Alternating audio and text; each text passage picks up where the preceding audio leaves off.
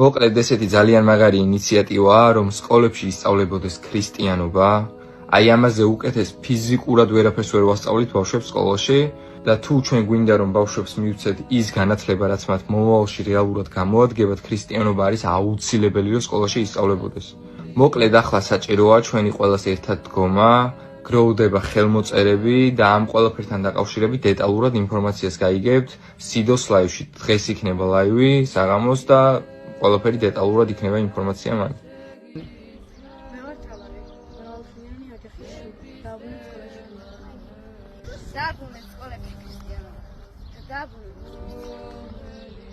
დააბრუნეთ სკოლებში ღმერთი. მე წელს მიდიوار სკოლაში, დააბრუნეთ სკოლაში ქრისტიანი.